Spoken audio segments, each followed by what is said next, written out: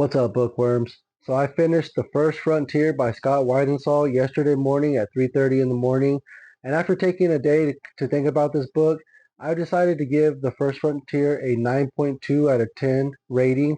Now, this book was really, really good, and it pretty much entails how the 13 colonies came to be populated. And it starts in the early 1600s, and it works its way all the way up to about 1770, and it has a lot of really good history. It has the history of a lot of the earliest known tribes in the area, like the Micmac, the Wapanaki, the Abenaki, the Algonquians, the Creek, the Iroquois, the Seneca. It gets into a lot of really good details about all these different tribes and their histories, and the Werowance and their paramours and their sagamores, and and everything that the tribes had going on. It talks a lot about a lot of the earlier native traders and all these guys that were sent out and commissioned to trade and deal with these Indian tribes. And the reason is because they spoke a lot of these different languages, and so they were really easy to send out.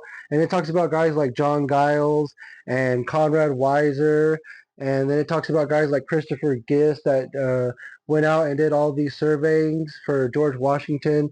And it talks about all the different wars that took place from 1600s all the way up to the 1770s, and all these different native wars. It talks about King Philip's War, King George's War, Queen Anne's War, the Yamasee War. You learn that the Yamasee War is the war that changed the face of slavery in the United States. After the Yamasee War, we started importing more and more slaves from African countries.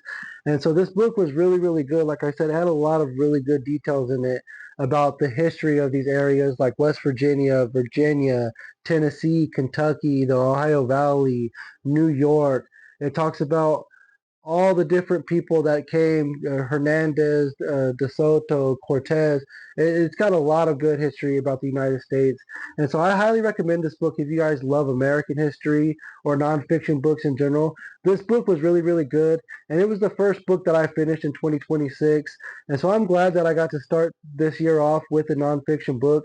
I'm probably going to try to jump to more nonfiction books throughout this year because I felt like I've really been lacking in the nonfiction department. And I had such a fun time reading this book and learning about all these different tribes and these people and these wars and the histories of scalpings in the United States and stuff.